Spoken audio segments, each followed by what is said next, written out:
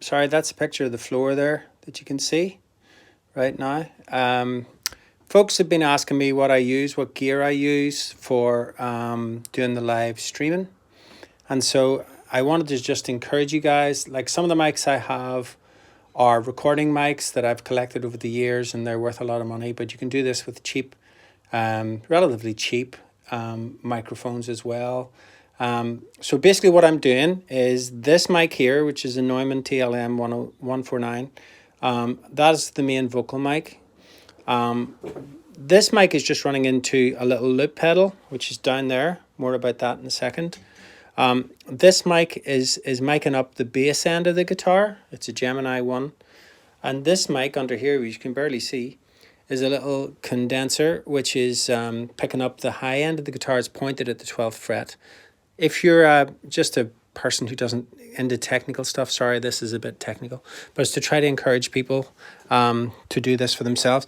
The mixing desk I'm using is this tiny little Yamaha, and the reverb that you're hearing on the vocal is coming from this mixer, right? It's just set on 5 there, and I'm controlling it with the effects return for the amount. And basically it's got 4 basic channels with a couple of stereo channels. And now over here, this is where the magic happens, I guess, in terms of the guitars and the vocals. This is an Avalon 737. Vocals, main vocal mics running through that. The little condenser mic, the AKG, is running through this Universal Audio 6176. And the big fat mic is running through this, which is an ISA 430 Mark 1. I also have a little drum machine, which I'm hoping to incorporate at some point. So, and over here, I have, courtesy of Arts Council Northern Ireland, I have this beautiful Roland Phantom 7, which I'm actually triggering with this thing down here, which is a foot pedal. So I use that, and I can make that, I don't know if you can hear that. Can you hear that? Yeah. So I can actually change notes.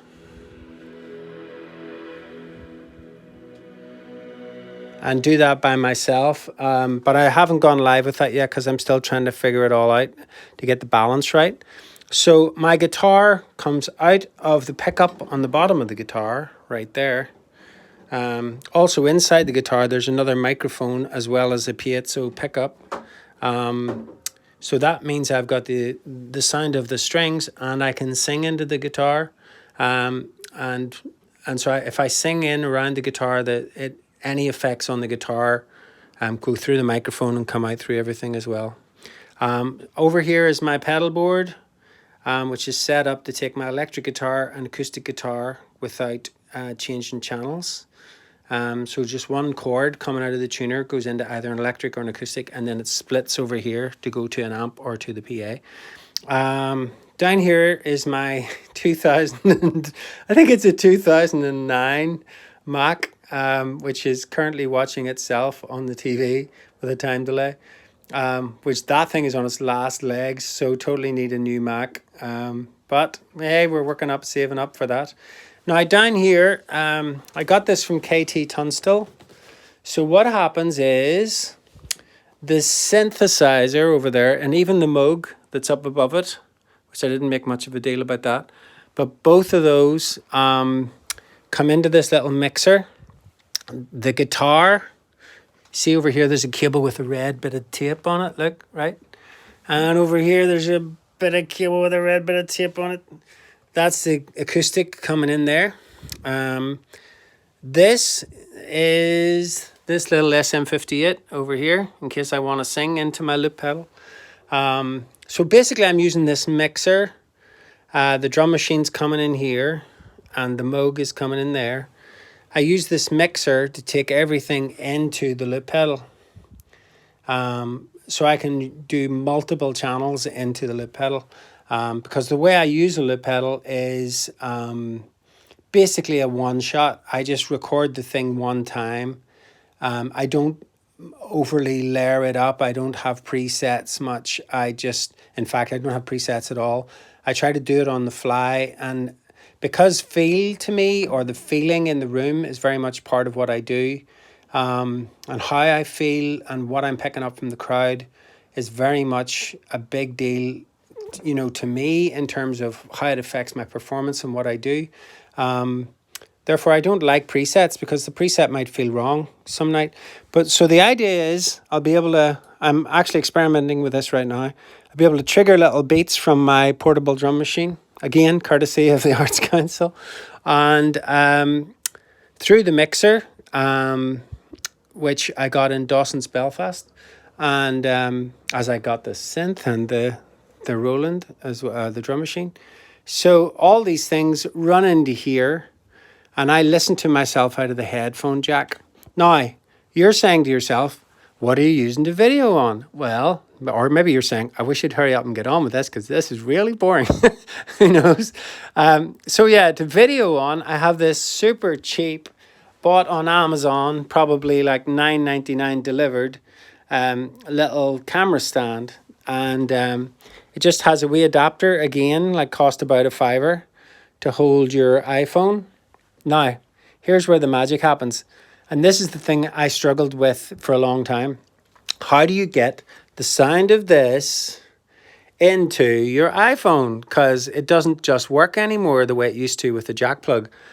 Well, here's the magic right here. This little thing here.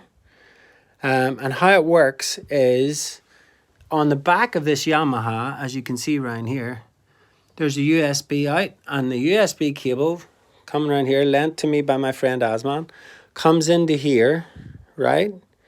And this is just a power cord or electric lead in Belfast. That's just power cord, and to keep this from dying, the camera from dying. And this is what goes into your phone. So the analog signals, which all come into here, are converted inside this machine and sent over to here. That comes into your phone as a digital signal. There you go. And suddenly it's out in Facebook land. Now, I also, courtesy of my son who took a photography degree once upon a time, I have this big umbrella thing which lights up and helps give a more normal light. I only brought that home from the studio last night because I was struggling to get the right light in this room. I'm fortunate in the studio in Belfast that there's lots of natural light and I don't need artificial light too much. So this is my recording setup, by the way, which also brought home to work because of the government lockdown. So that's the setup. And over here, as you can see, even though I wrote the song and even though I know the song mostly, I try to have the discipline of printing out the lyrics so that I basically, when I'm busy thinking about all this other stuff, I'm doing 10 other things at once, at least if I lose my way, I can reference back to the lyrics. And the animal skins are there all the way from Canada because they stop the what's that called? Music stand, I suppose. They stop it from reflecting sound back at me. So they're serving a purpose there. So that's the whole thing. This room is roughly 12 feet by 10 feet. We're kind of cramped, but it makes it work. And that's how I do it. Feel free to like and share to all you musician friends. And I would offer you to come round to my house and do your own broadcasting, but that would break the law right now.